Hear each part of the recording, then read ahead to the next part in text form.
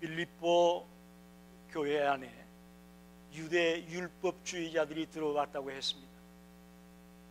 바울은 예수를 믿으면 구원받는다고 외쳤는데 유대 율법주의자들은 예수도 믿어야 되지만 할례를 받아야 된다, 안식일을 지켜야 된다, 또 율법을 지켜야 된다, 그래야 구원을 받는다는 바울이 전한 복음과는 다른 복음을 전하는 세력들이 빌립보 교회를 혼란시켰습니다. 그래서 지난주에 3장 4절에서 9절까지 말씀에서 대사도인 바울이 간증을 합니다. 내가 다메섹에서 예수를 만나기 전에는 나도 그런 사람이었다. 그러나 다메섹에서 예수님을 만나고 난 이후에 나는 그것을 자랑하지 않는다. 다른 것을 자랑한다. 그러면서 자기의 간증을 이어가는데 자기도 율법을 자랑했다고 말합니다. 자기도 자기의 지식을 자랑했습니다.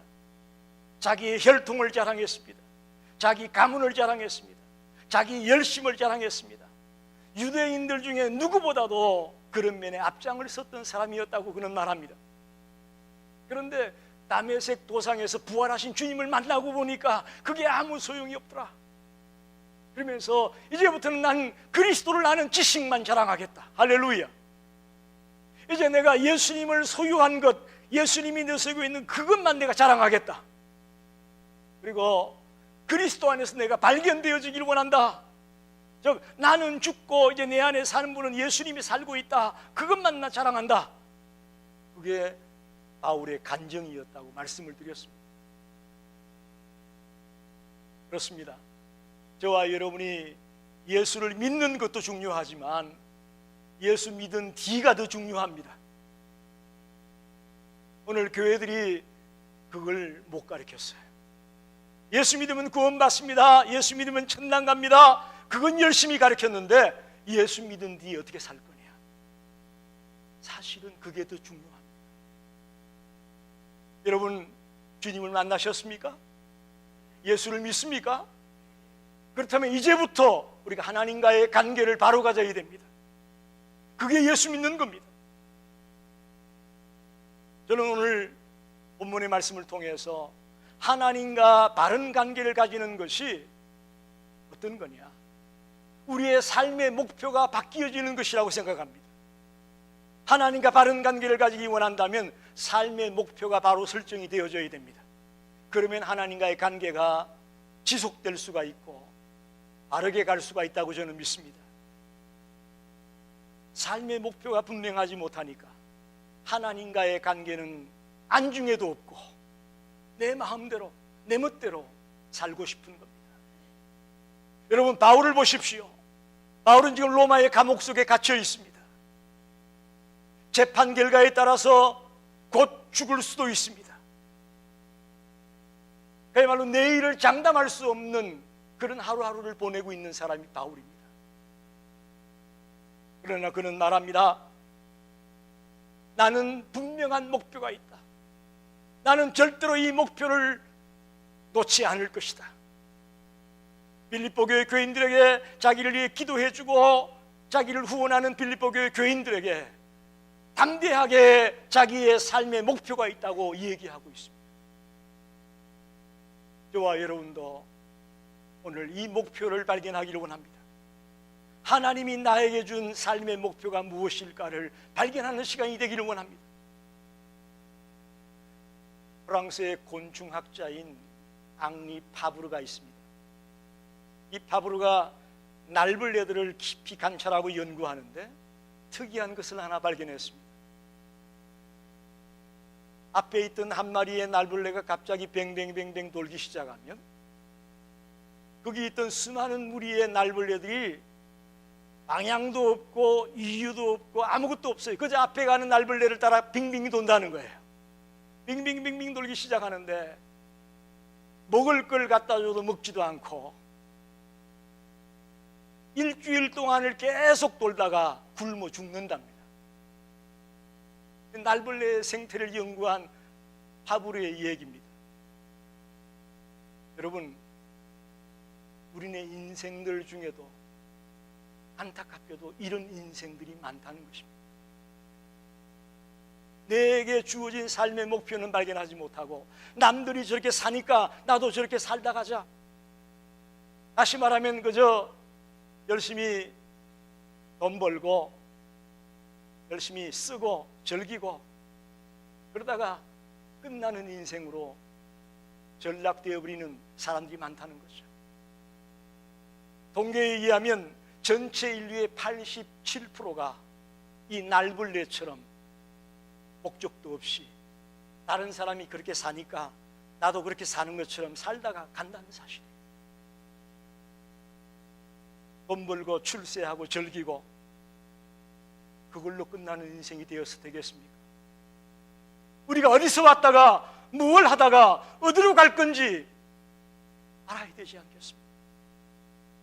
우리는 날벌레가 아니지 않습니까? 우리는 곤충이 아니지 않습니까? 오늘 많은 인간들이 곤충처럼 살다가 목적도 없이 방향도 없이 살다가 가고 있다는 거예요. 여러분, 오늘 이 아침에 주님이 우리를 이곳에 부르셨습니다. 주님을 만난 사람으로 삶의 목표를 발견하고 달려가기를 원하고 있습니다. 사도 바울은 예수님을 만난 이후에는 분명한 목표가 있었습니다. 특별히 부활의 순간을 늘 그는 꿈꾸며 달려가고 있습니다. 위에서 부르신 부름의 상을 향해 달려가고 있다고 말하고 있습니다. 그래서 그는 감옥에 갇혀도 흔들리지 않습니다. 두들겨 맞아도 흔들리지 않습니다. 죽을 고비를 넘겨도 흔들리지 않습니다. 끝내는 그는 마지막에 참수형으로 순교합니다. 목이 잘라져서 죽는단 말이에요. 그래도 한 번도 흔들림이 없이 분명한 목표를 향해 달려갔던 인물이 바울이었습니다.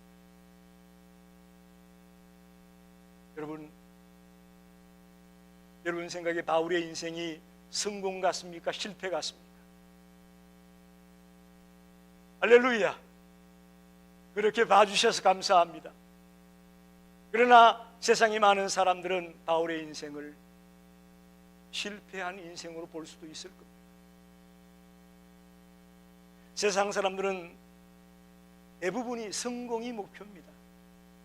성공이 목표예요. 그래서 물질적으로 부유해지는 것이 성공이라고 생각합니다. 많은 사람이 그렇게 생각하고 있어요. 직장에서 승진하고 성공해 나가는 그것을 또한 부러워하고 있습니다. 또 많은 사람들로부터 인정받는 것, 여러분도 원하고 저도 원하잖아요. 누군가가 여러분을 인정해 주는 것 우리 다 좋아합니다. 그러나 적어도 하나님의 자녀라면, 적어도 크리스찬이라면 우리가 그것만 가지고는 안 된다는 거죠. 그 세상 사람들이 얘기한 그 성공으로 만족해서는 안 된다는 거죠. 하나님이 우리에게 원하는 그 분명한 목표를 갖고 달려나가는 자가 되기를 간절히 소원합니다. 오늘 이 본문 속에서 우리는 그 해답을 찾기 원합니다. 바울이 주님을 만난 뒤에 어떤 목표를 가지고 살았는가, 우리도 그와 같은 목표를 가지고 살아야 되겠다 하고 다짐하는 시간이 되기를 원합니다.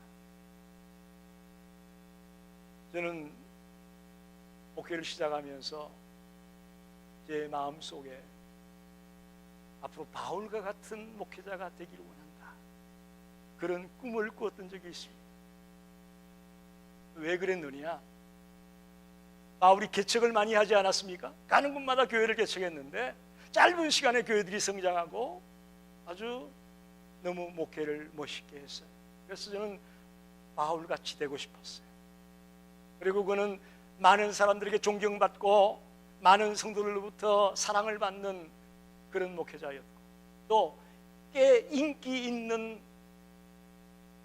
목회자였을 것이라고 생각을 했습니다. 그래서 바울처럼 되고 싶어 했어요. 그런데 그 생각이 잘못되었다는 것을 알았습니다. 그건 바울의 극히 작은 한 단면을 본 거예요. 바울의 삶 전체를 바라보면 절대 그게 아니었습니다. 바울은 험난한 길을 걸었습니다. 고난의 길을 걸었습니다. 눈물 없이는 못 가는 그 길을 걸었습니다. 눈물 없이는 갈 수 없는 그런 길을 걸었습니다. 바울은 부유하지 않았어요. 가난했습니다. 바울의 직업이 장막 짓는 일을 했다고 하지 않습니다.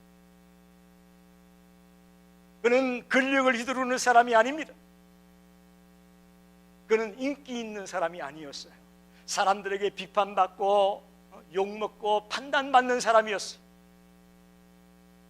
도처에서 일어나서 비판하고 반대하는 사람이 많았습니다. 그리고 죽을 고비도 숱하게 넘겼습니다. 고린도 후서 11장 23절 27절에 보면 자세하게 바울의 삶이 나와 있습니다. 죽을 고비를 수없이 넘겼고 매도 수없이 맞았고 유대인들에게 40에 하나 감한 매를 5번이나 맞았고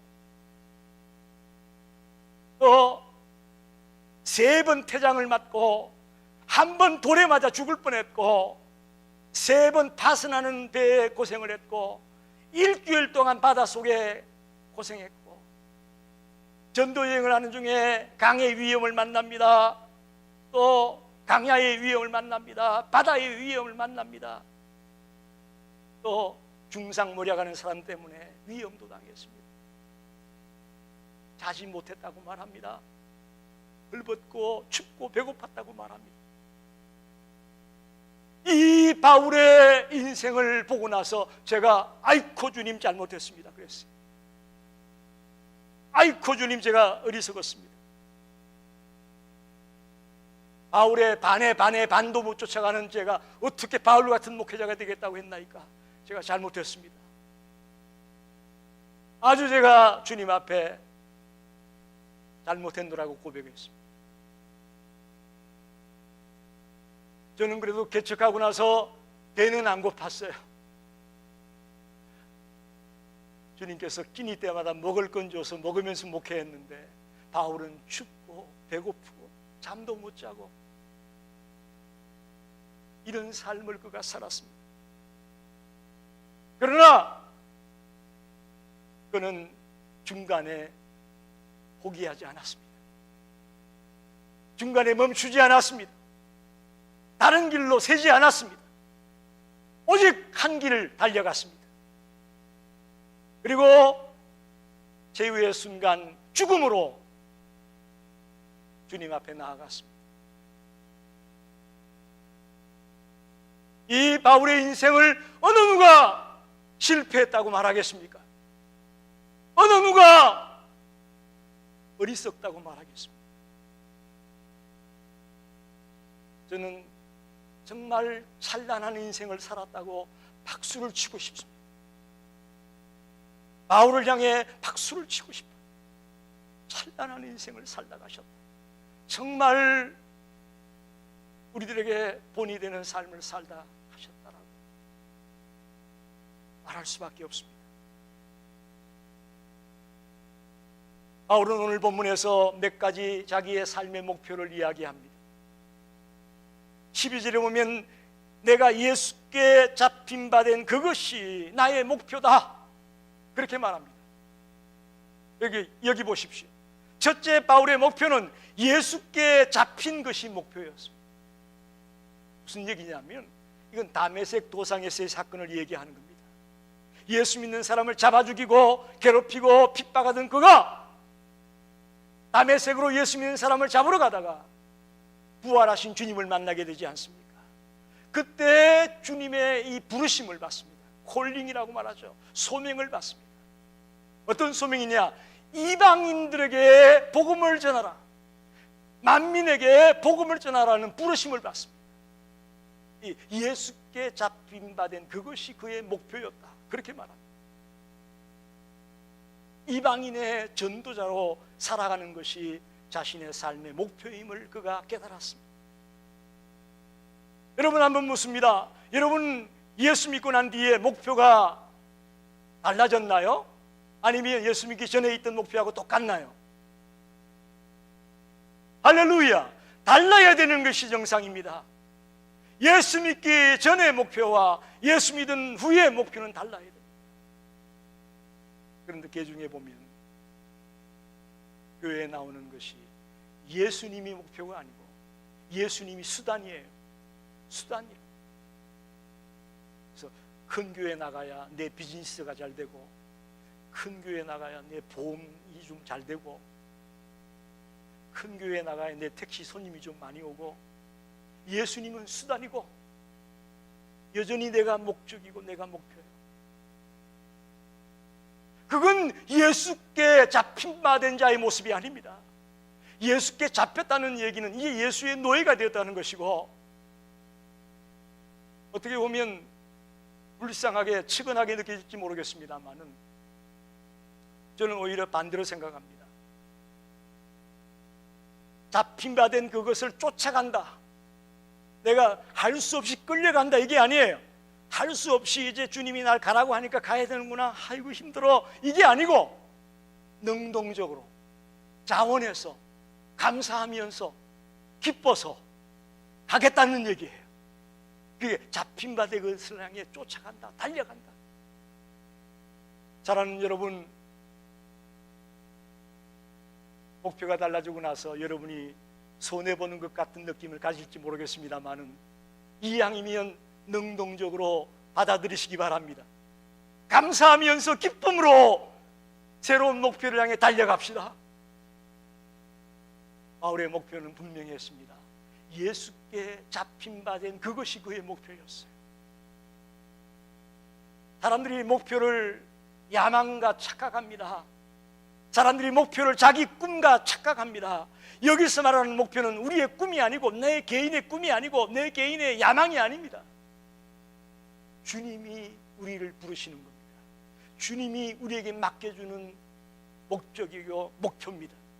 그걸 콜링이라고 말합니다. 소명이라고 말합니다. 저는 분명히 말씀드립니다. 우리 모두에게는 개개인마다 하나님이 우리에게 맡겨준 일이 있다고 믿습니다. 하다못해 이 앞에 있는 여러 가지 물품들 하나하나가 다 목적이 있어서 있는 거 아니겠습니까? 마찬가지입니다. 우리 하나님의 자녀들도 하나님이 부르실 때에 다 개개인마다 하나님의 분명한 목적이 있다고 믿습니다. 오늘 우리 찬양단, 찬양이 얼마나 은혜롭습니까? 이 찬양단으로 내가 쓰임받는 것, 이것도 부르심입니다. 우리 중창단 오늘 어땠어요? 잘한 정도가 아니에요. 아주 감동이 되어집니다. 특별히 이민교회답게 영어로 불러줘서 감사합니다. 한글로만 불렀더라면 좀 섭섭할 뻔했는데 영어로 가사를 불러주니까 더 은혜가 되더라고요. 여러분, 주방에서 일하는 거 쉽지 않아요?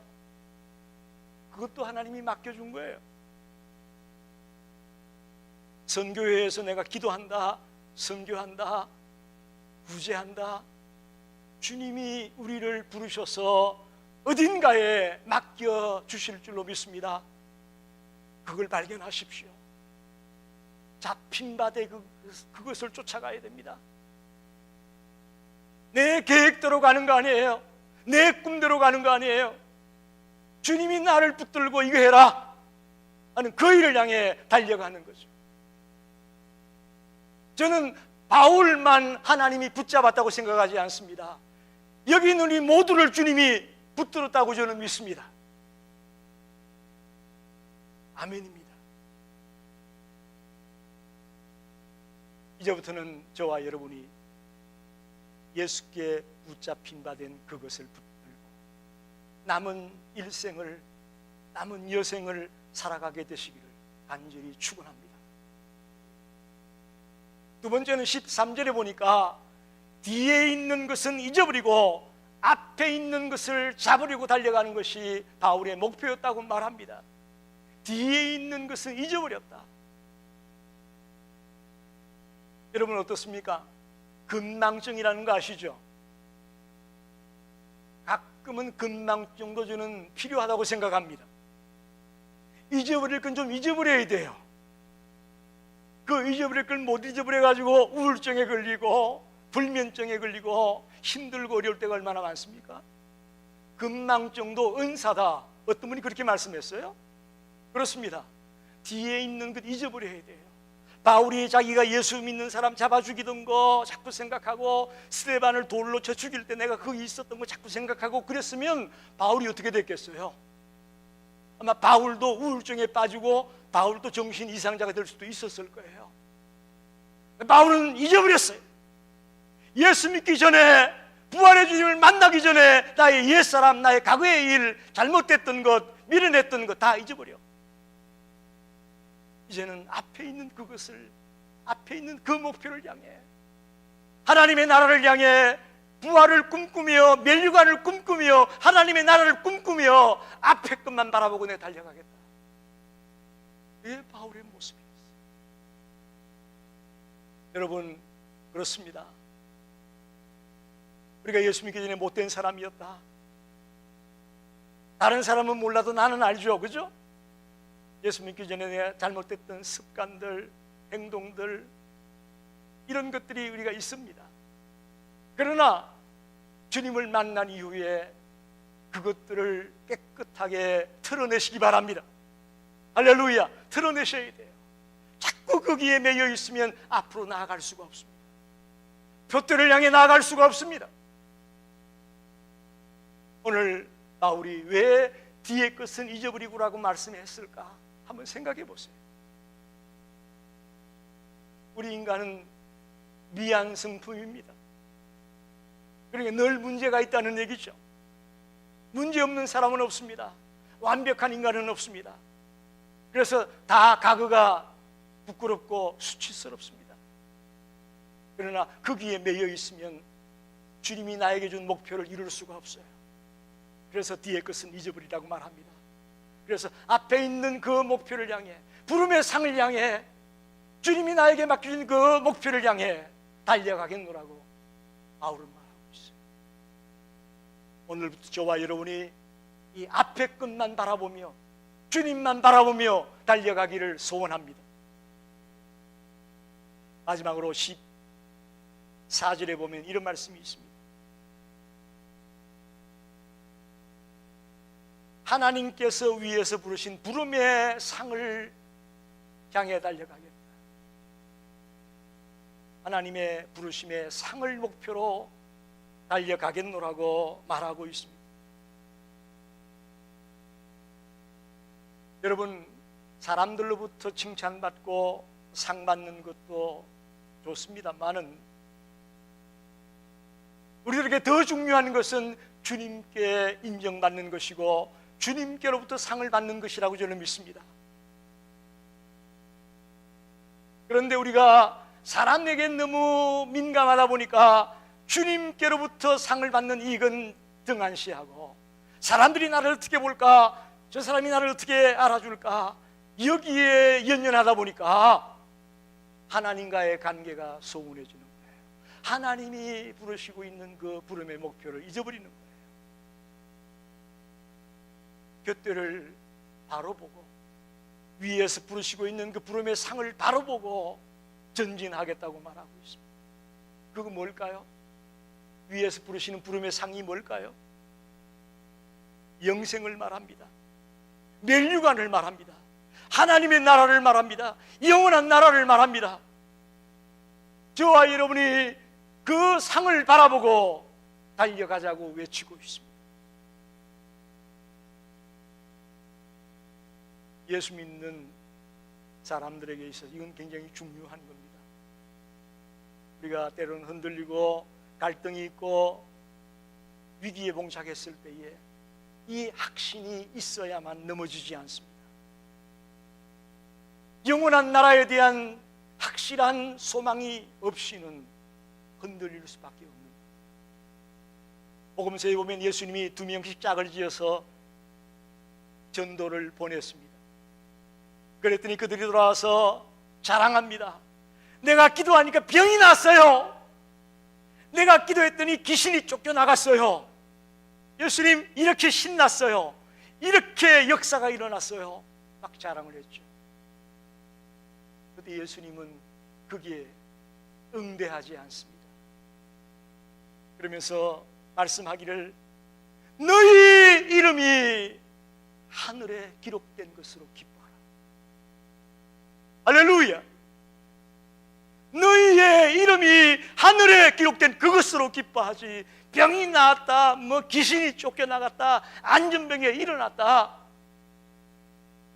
물론 그것도 대단한 일이겠지만 더 중요한 것이 저와 여러분이 생명책에 이름이 기록되어지고 영원한 하나님의 나라에 들어갈 수 있다고 하는 그것이야말로 가장 중요한 일이라고 말씀하고 있습니다. 여러분, 바울의 일생이 우리가 생각한 것처럼 인기 있는 삶은 아니었습니다. 모든 사람들이 칭찬해주고 존경하고 하는 그런 삶이 아니었다고 말씀드립니다. 특별히 고린도전서, 데살로니가전서, 사도행전 등을 보게 되면 예수 믿는 사람들이 바울을 비난했어요. 교회 밖에 있는 사람이 바울을 비난한 게 아니고 특별히 교회 안에 있는 사람들이 바울을 비난했어요. 바울을 핍박했어요. 바울을 욕했어요. 오늘날도 마찬가지일 거예요. 교회 밖에 있는 사람들이 여러분을 비난하는 것보다 교회 안에 있는 성도들끼리 이런 아픔이 있을 수 있을 거예요. 그래도 바울은 흔들리지 않았습니다. 왜? 분명한 목표가 있었기 때문입니다. 저와 여러분이 오늘 이 말씀을 통해 삶의 목표를 분명히 정하기를 원합니다. 그리고 중요한 것은 끝까지 그 목표를 향해 전진하는 것, 달려가는 것. 잡힌 바 되 그것을 쫓아간다, 달려간다 이런 표현을 많이 쓰고 있는데 끝까지 전진한다는 겁니다. 여러분, 육상 선수가 100m 경기를 한다고 합시다. 그때 어떻게 하겠어요? 뒤를 돌아보겠어요? 저 옆에 관중석에 있는 누구를 쳐다보겠어요? 모든 근육을 긴장시켜가지고 저 결승 라인만을 쳐다보고 요이 땅 할 때를 기다리면서 그 결승선을 향해 죽을 똥살똥 뛰는 것이 육상선수 아닙니까?